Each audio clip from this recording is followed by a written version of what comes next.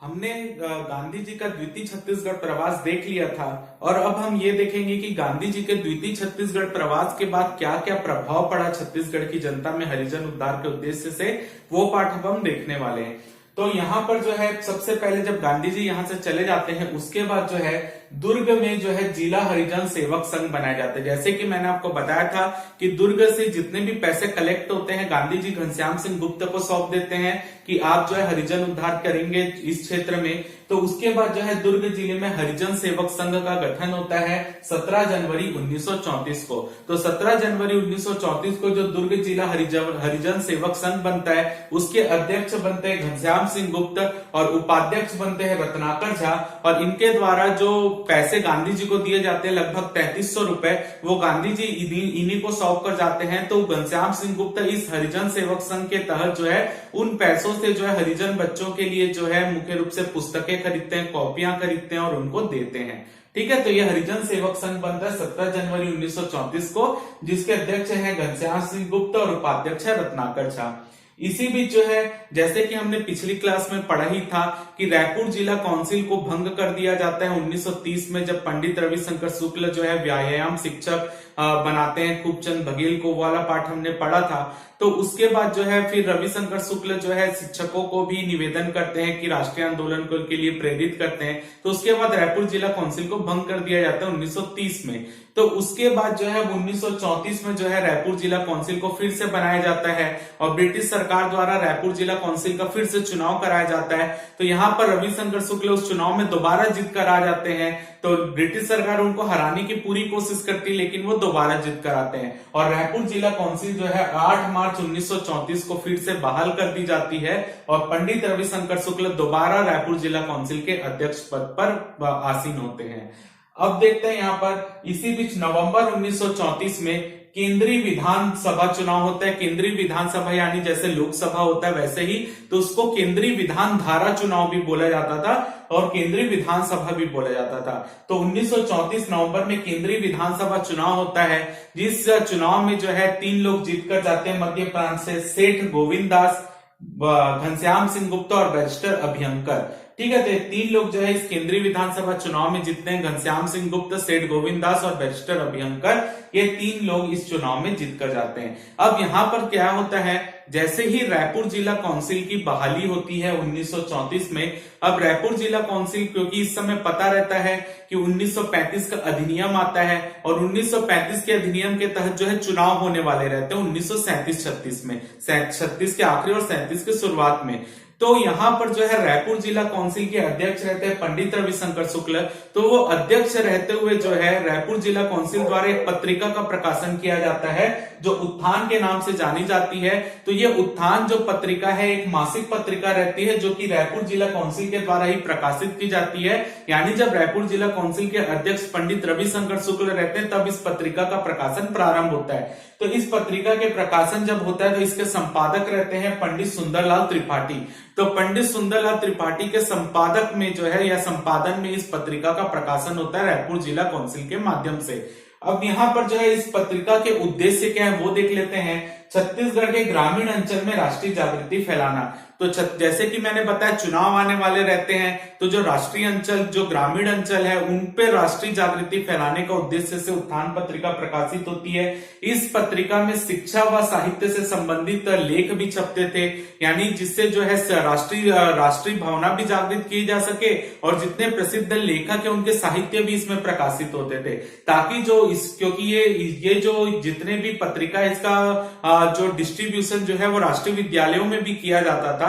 तो वहां के भी छात्र पढ़ रहे थे तो उनको जो अच्छी शिक्षा भी मिले, इसलिए साहित्यकार के जो लेख है वो भी छापते थे और उनको राष्ट्रीय आंदोलन से जोड़ सके इसलिए राष्ट्रीय आंदोलन से संबंधित लेख भी छापते थे।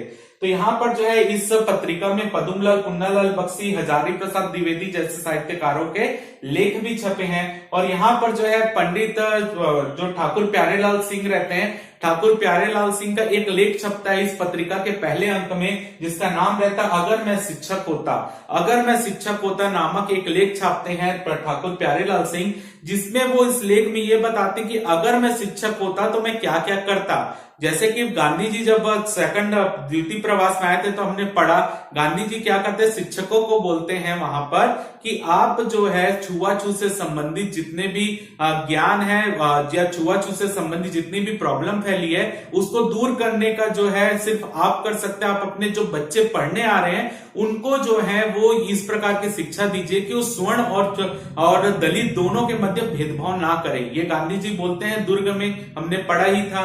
तो यहां पर भी जो ठाकुर प्यारेलाल सिंह है वो अपने लेख में यही बताते हैं, अगर मैं शिक्षक होता तो बच्चों को ऐसी शिक्षा देता कि वो छुआछूत जैसी भावनाओं को अपने मन के अंदर भी नहीं ला पाते। और अगर मैं शिक्षक होता तो मैं राष्ट्रीय आंदोलन से भी अपने बच्चों को जोड़ने का प्रयास करता जो स्कूल में पढ़ रहे हैं। तो यहाँ पे मुख्य रूप से जो है शिक्षकों के लिए ये यहाँ पे पत्रिका में उन्होंने ये लेख छापा था, अगर मैं शिक्षक होता। और इस उत्थान पत्रिका के जो पहला पृष्ठ होता था उसमें वंदे मातरम गीत छपता था। इस टोटल जो है इस पत्रिका में जो पेज की संख्या थी वो थी 64 से 80, यानी 64 पेज मिनिमम और अधिकतम 80 पेज तक गए। और इसके प्रथम पेज में जैसे कि मैंने बताया वंदे मातरम रहता था और इसका वार्षिक मूल्य इस पत्रिका का रहता था 3.5 रुपए, यानी 3.5 रुपए वार्षिक इस पत्रिका का मूल्य है। अब आपने यहां तक केवल इतना पढ़ा है कि आयरलैंड का इतिहास जो है वो किसने लिखा है, पंडित रविशंकर शुक्ल ने। तो आयरलैंड का इतिहास जो लिखा गया था लेख वो पंडित रविशंकर शुक्ल इस उत्थान पत्रिका में ही प्रकाशित करवाते थे। तो उत्थान पत्रिका में उन्होंने आयरलैंड का इतिहास लेख प्रकाशित करवाया था। उसके भी पीछे का कारण यही था क्योंकि आयरलैंड में जिस तरीके से वहां के बच्चे, टीचर और जितने भी लोग थे उन्होंने किस तरीके से अपने आप को स्वतंत्र करवाया था ब्रिटिश चंगुल से, तो वहां पर ही यहाँ पर वो लेख छापकर यही उनके जो बलिदान है वो दिखाते थे ताकि उसको पढ़ के राष्ट्रीय विद्यालय के शिक्षक और बच्चे और उत्साहित हो और वो भी इसी तरीके से अपना बलिदान देके भारत को स्वतंत्र कराने में अपनी भूमिका अदा करे। तो जो आयरलैंड का इतिहास है वो भी जो है प्रकाशित पंडित रविशंकर शुक्ल इस उत्थान पत्रिका में कराते थे। आगे चलकर 1937 का चुनाव होता है और 1937 के चुनाव में कांग्रेस जीतती है। तो उसके बाद क्योंकि पत्रिका का मेन उद्देश्य जो है चुनाव का प्रचार करना भी रहता है, तो यहां पर जो है अंत में जब चुनाव का प्रचार हो जाता है, कांग्रेस जीत जाती है, तो इस पत्रिका का प्रकाशन 1937 में बंद कर दिया जाता है। तो उत्थान मासिक पत्रिका जो है वो 1935 से 1937 तक छपती है।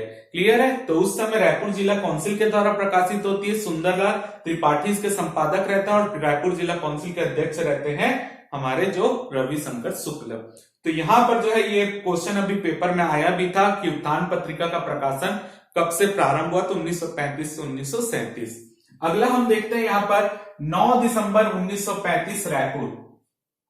9 दिसंबर 1935 को रायपुर में जो है मुख्य रूप से शिक्षकों का 5वां वार्षिक सम्मेलन रहता है। शिक्षकों का 5वां वार्षिक सम्मेलन रहता है जिसको संबोधित करने के लिए डॉक्टर राजेंद्र प्रसाद जो है वो रायपुर आते हैं। तो यहाँ पर डॉक्टर राजेंद्र प्रसाद के द्वारा इन शिक्षकों के सम्मेलन को संबोधित किया जाता है। एक्चुअल में ये सम्मेलन 3 दिन का रहता है, 9 से 11 दिसंबर 1935 तक। लेकिन राजेंद्र प्रसाद 9 दिसंबर 1935 को इस शिक्षक सम्मेलन को संबोधित करते हैं और इस शिक्षक सम्मेलन में भाग लेने के बाद जो है डॉक्टर राजेंद्र प्रसाद जो है मुंगेली चले जाते हैं। ठीक है, और वहां पर उसी दिन 9 दिसंबर को रात को मुंगेली में पहुंचते हैं और रात की इतनी ठंड में जो है जनता को संबोधित करते हैं। ठीक है, तो यहां पर जो है 9 दिसंबर को शिक्षकों का 5वां वार्षिक सम्मेलन हुआ जिसमें डॉक्टर राजेंद्र प्रसाद हिस्सा लेते हैं और शिक्षकों और जनता को संबोधित करते हैं। और इसी अवसर पर जब वो शिक्षकों को संबोधित करते हैं तो रायपुर जिला काउंसिल में, क्योंकि पंडित रविशंकर शुक्ल अध्यक्ष रहते हैं,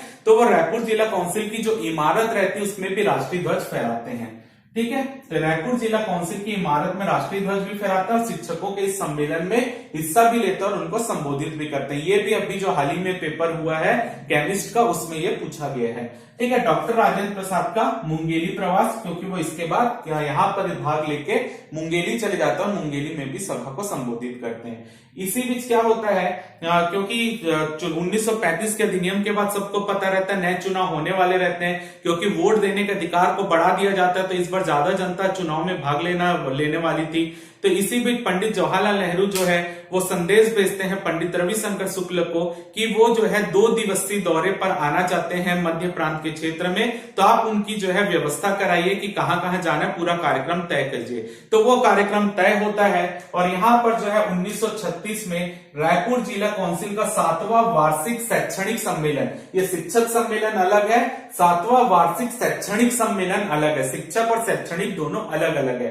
तो यहाँ पर 5वां वार्षिक सम्मेलन होता है शिक्षकों का केवल, लेकिन यहाँ पर जो है 7वां वार्षिक शैक्षणिक सम्मेलन होता है। यहाँ पर शिक्षक छात्र सब रहते हैं, उनको छात्रों को जैसा आप बोल लीजिए अवार्ड दिया जाता है जो अच्छा प्रदर्शन करता है वो सब वाला, ठीक है। तो यहाँ पर जो है रायपुर जिला काउंसिल का 7वां वार्षिक शैक्षणिक सम्मेलन होता है और यहाँ पर जो है पंडित जवाहरलाल नेहरू जो है जनता को संबोधित करते हैं और जो भी छात्र और जितने भी पेरेंट्स रहते हैं, टीचर रहते हैं, सबको यहाँ पर संबोधित करते हैं। तो पंडित जवाहरलाल नेहरू 1936 में यहाँ पर शिक्षकों को और मुख्य रूप से जो है छात्रों को और जो पेरेंट्स उनको संबोधन करते हैं यहाँ पर। इसके बाद जो है क्योंकि 2 दिवसीय दौरा रहता है तो यहाँ पर जवाहरलाल नेहरू का अगला कार्यक्रम रहता है कि वो मुंगेली जाएंगे चुनाव का प्रचार करने के लिए। तो जब वो मुंगेली जाते हैं तो उनकी कार में जो है जो बिलासपुर के कैंडिडेट रहते हैं, उस समय जो कांग्रेस आगे बिलासपुर का कैंडिडेट बना रहे थे विधानसभा चुनाव के लिए, वो थे कुंज बिहारी अग्निहोत्री।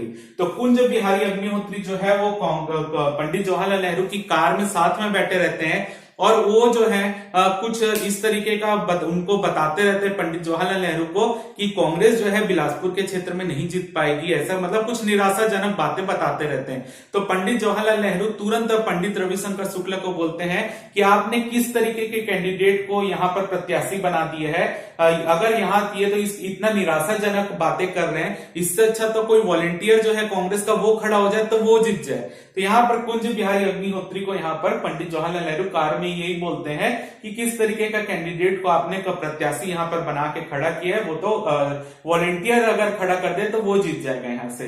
तो ये बात होती है यहाँ पर। अब पंडित जवाहरलाल नेहरू जो है वो मुंगेली पहुंचने ही वाले रहते हैं, तो वहां पर जो है उनकी एक पुल आता है, उस पुल में जो है गजाधर साव जो रहते हैं वो पंडित नेहरू की कार के सामने कूद जाते हैं। तो यहाँ पर जो है पंडित नेहरू कार से निकलते हैं और गजाधर साव को जो है बदतमीज बोलते हैं और उनको ये बोलते हैं कि तुमने 1931 जब कराची अधिवेशन हो रहा था तो वहां पर भी जो है मुख्य रूप से आपने इसी तरीके का बर्ताव किया था और वहां पर भी आपको 2 दिन बाद वहां से भगा दिया गया था।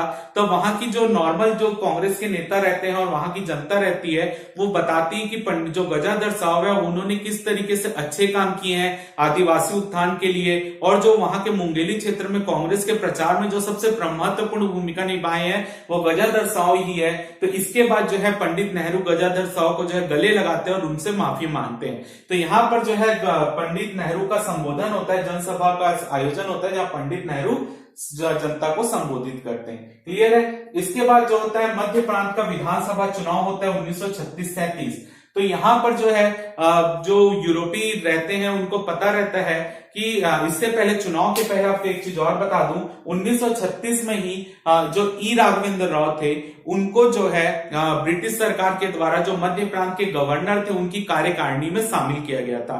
तो वो मध्य प्रांत की जो गवर्नर की कार्यकारिणी है उसमें शामिल होने वाले जो थे सदस्य थे ई राघवेंद्र राव। ठीक है। तो गवर्नर की कार्यपालिका में वो ऐसे पहले सदस्य थे छत्तीसगढ़ से जो उसमें शामिल किए गए थे। तो यहाँ पर जो है कार्यकारिणी में शामिल होते हैं। इसके बाद क्या होता है जब चुनाव का समय आता है तो जो ब्रिटिश सरकार है तो उनको लगता है कि कांग्रेस का अच्छा बोलबाला चल रहा है और कांग्रेस जो है अच्छे मतों से विजयी होगी। तो इसी के लिए जो है उनकी ब्रिटिश सरकार की भी एक पार्टी रहती है जिसमें वो अंग्रेजों को या उस पार्टी से जो है भारतीयों को या अंग्रेजों को वो खड़ा किया करते थे चुनाव में, विधानसभा चुनाव में। तो उनकी पार्टी रहती है यूरोपियन एंड आंग्ल भारतीय पार्टी, उस पार्टी का नाम रहता है। तो जो यहाँ पर जो रहती है ब्रिटिश सरकार एक चाल चलती है कि वो क्या सोचती है कि हम जो है अगर कांग्रेस के सदस्य वहां चुनकर ज्यादा आ जाते हैं विधानसभा में तो हमको कार्य करने में कहीं ना कहीं बाधा डालेंगे, तो हम भी अपने कैंडिडेट खड़ा करते हैं। तो वो क्या करते हैं कि इस पार्टी से जो है ई राघवेंद्र राव को, क्योंकि ई राघवेंद्र राव कांग्रेस को छोड़ दिए रहते हैं, हमने पहले ही पढ़ा था। ठीक है, नाराज होकर फिर वो स्वतंत्र दल बनाते हैं, फिर उसके बाद वो कोई किसी भी राजनीति में भाग नहीं लेते रहते। ठीक है, बाकी जितने लोग उनमें शामिल रहते हैं सब कांग्रेस में वापस आ जाते हैं, लेकिन ई राघवेंद्र राव जो है काफी नाराज रहते हैं। तो ई राघवेंद्र राव जो है यहाँ पर यूरोपियन जो पार्टी, यूरोपियन एंड आंग्ल भारतीय पार्टी, वो जो है अपना कैंडिडेट बनाती ई राघवेंद्र राव को बिलासपुर से। और जो चुनाव होता है, जब 1937 का चुनाव होता है, तो जो कुंज बिहारी अग्निहोत्री रहते हैं, जो पहले से ही अपनी हार माने हुए थे और उनका वचन ही वैसा था निराशाजनक, तो यहाँ पर जो है ई राघवेंद्र राव कुंज बिहारी अग्निहोत्री जो कि कांग्रेस के प्रत्याशी रहते हैं उनको हरा भी देते हैं। तो ई राघवेंद्र राव यहाँ से चुनकर चले जाते हैं प्रांत की विधानसभा में। अब यहाँ पर देखते हैं चुनाव नतीजे क्या हुए जो 1937 का चुनाव हुआ। टोटल इस समय मध्य प्रांत की 112 सीट थी, जिसमें से जो है कांग्रेस 70 सीटों में जीतती है, स्वतंत्र हिंदू पार्टी 17 सीट में जीतती है, अब्राह्मण दल जो है 3 सीट में जीतता है, मुस्लिम लीग 5 सीट में जीतती है, और भी पार्टियां मैंने केवल इंपॉर्टेंट चीज बताई। और जो यूरोपियन एंड आंग्ल भारतीय पार्टी रहती है, पूरे मध्य प्रांत में उसके कैंडिडेट खड़े होते हैं। एक तो ई राघवेंद्र राव बिलासपुर से जीत जाते हैं और एक कैंडिडेट मध्य प्रांत से और जीतता है उनका। तो यूरोपियन पार्टी को 2 सीटें मिलती है। तो इस तरीके से 112 सीट में सबसे बड़ा दल कांग्रेस बनकर उभरता है 70 सीट के साथ। तो गवर्नर को मंत्रिमंडल बनाने के लिए जो बहुमत दल है उसी को बुलाना चाहिए, लेकिन यहाँ पर जो मध्य प्रांत का गवर्नर रहता है वो, क्योंकि वो अंग्रेजी है, तो वो किसको बुलाता है, ई राघवेंद्र राव और उनके सहयोगी दलों को। यानी ई राघवेंद्र राव जो कि यूरोपियन पार्टी से जीत के आते हैं उनको मंत्रिमंडल बनाने के लिए आमंत्रित कर देते हैं। तो ई राघवेंद्र राव अपनी और जितनी छोटी छोटी पार्टियां रहती हैं उनको मिलाकर जो है अपना बहुमत हासिल करने की कोशिश करते हैं, लेकिन वो नहीं कर पाते। लेकिन जब तक नहीं कर पाते तब तक 3 महीने का समय दिया जाता है उनको कि 3 महीने में आप अपना मतलब एक सहयोगी दल बना लो और बहुमत सिद्ध कर लो। तो 3 महीने का समय मिलता है, लेकिन वो 3 महीने में ऐसा करने में सक्षम नहीं हो पाते। तो इसकी सूचना जो है पंडित रविशंकर शुक्ल को पहले ही लग जाती है कि ये जो है बहुमत हासिल नहीं कर पाएंगे। तो पंडित रविशंकर शुक्ल इसी बीच जो है 12 जुलाई को, यहां पर हमने पढ़ा भी है, 12 जुलाई 1937 को, क्योंकि वो रायपुर जिला काउंसिल के अध्यक्ष भी रहते हैं, तो उस पद से पंडित रविशंकर शुक्ल इस्तीफा दे देते हैं और वो जो है 12 जुलाई 1937 को रायपुर जिला काउंसिल के अध्यक्ष पद से वो इस्तीफा दिए। ठीक है, इसी बीच 14 जुलाई को क्या होता है, 14 जुलाई 1937 को ई राघवेंद्र राव जो है वो मंत्रिमंडल से इस्तीफा दे देते हैं, क्योंकि वो बहुमत हासिल कर ही नहीं पाते हैं। तो वो 14 जुलाई 1937 को स्वयं इस्तीफा दे देते हैं। और इसी बीच जो है जब ये 3 साल 3 महीने का जो कार्यकाल चल रहा है ई राघवेंद्र राव वाला, तो उस बीच ही जो है मध्य प्रांत की जो विधानसभा है उसके अध्यक्ष पद पर घनश्याम सिंह गुप्त वहां पर जीतते हैं। यानी मध्य प्रांत की विधानसभा के जो अध्यक्ष रहते हैं वो घनश्याम सिंह गुप्त बन जाते हैं। ठीक है, क्योंकि बहुमत तो कांग्रेस का ही है और कांग्रेस के प्रत्याशी रहते हैं घनश्याम सिंह गुप्त, तो वो जो चुनाव होता है तो उसमें घनश्याम सिंह गुप्त अध्यक्ष बने रहते हैं। तो ई राघवेंद्र राव जो है 14 जुलाई 1937 को जो इस्तीफा दे देते हैं और 14 जुलाई 1937 को ही जो है जो नारायण भास्कर खरे रहते हैं वो मध्य प्रांत के मुख्यमंत्री बनते हैं। उन्हीं को उस समय प्रधानमंत्री भी बोला जाता था, यानी मुख्यमंत्री का नाम उस समय प्रधानमंत्री था। तो नारायण भास्कर खरे के नेतृत्व में जो है वो मंत्रिमंडल तैयार होता है और 14 जुलाई 1937 को जो है मध्य प्रांत के मुख्यमंत्री बन जाते हैं नारायण भास्कर खरे। तो उनका जो मंत्रिमंडल रहता है वो ये है। लेकिन आपको यहाँ पर बता दूं, इसी समय जो है पंडित रविशंकर शुक्ल जो है वो यहाँ पर मध्य प्रांत के मुख्यमंत्री बन सकते थे, लेकिन जो यहाँ के अन्य लोग जो चुनकर गए थे, सेठ गोविंद दास, द्वारका प्रसाद मिश्र, वो जो है पंडित रविशंकर शुक्ल के विपक्ष में वहां पर लॉबिंग करते हैं। और जो विदर्भ और उनको वो अपना सपोर्ट किसको दे देते हैं, जैसे हमने पढ़ा था कांग्रेस के 3 पार्ट हो गए थे। एक था महाकौशल कांग्रेस जो हिंदी भाषी क्षेत्र था, एक था विदर्भ कांग्रेस और एक था नागपुर कांग्रेस। तो वो विदर्भ कांग्रेस के जो प्रत्याशी रहते हैं नारायण भास्कर खरे, वो उनको समर्थन दे देते हैं। ठीक है, तो जो द्वारका प्रसाद मिश्र रहते हैं और सेठ गोविंद दास रहते हैं वो समर्थन किसको कर देते हैं, नारायण भास्कर खरे को। ठीक है, तो ये इसलिए जो है खरे जो है वो प्रधानमंत्री यानी मुख्यमंत्री बन जाते हैं। पंडित रविशंकर शुक्ल शिक्षा मंत्री बनते हैं। पंडित द्वारका प्रसाद मिश्र स्वायत्त शासन मंत्री बनते हैं। R.N. देशमुख जनकार्य मंत्री बनते हैं।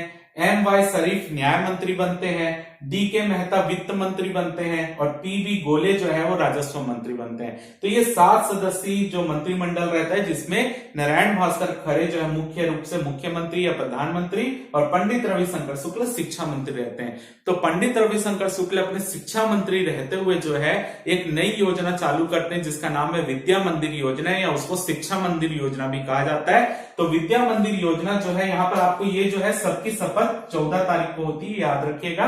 विद्या मंदिर योजना जो रहती है, विद्या मंदिर योजना के अंतर्गत जितने भी ग्राम पंचायतें मध्य प्रांत में आ रही है वहां पर जो है सभी स्कूलों में विद्या मंदिर योजना मतलब चालू करने का निर्णय लिया जाता है। लेकिन प्रथम चरण में कुछ चुनिंदे स्कूलों को चुना जाता है। टोटल 93 स्कूल जो है वहां पर प्रथम चरण में विद्या मंदिर योजना लागू की जाती है।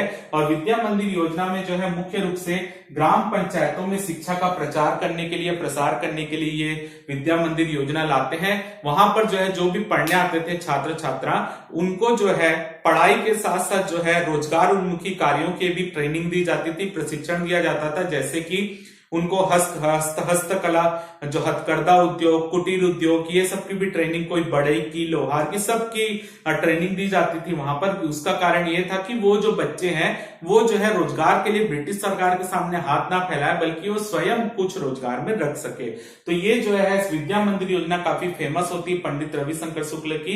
तो ये विद्या मंदिर योजना पंडित रविशंकर शुक्ल जब शिक्षा मंत्री थे तब उन्होंने चालू की थी। क्लियर है?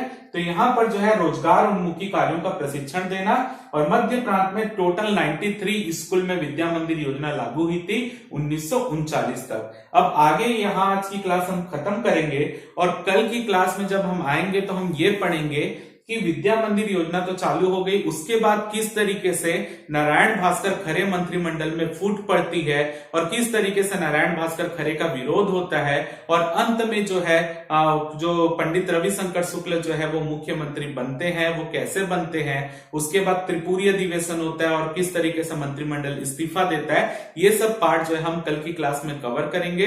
तो फिलहाल आज की क्लास में हम इतना ही है, आप इसका स्क्रीनशॉट ले लीजिए, फिर मिलते हैं हम अगली क्लास में।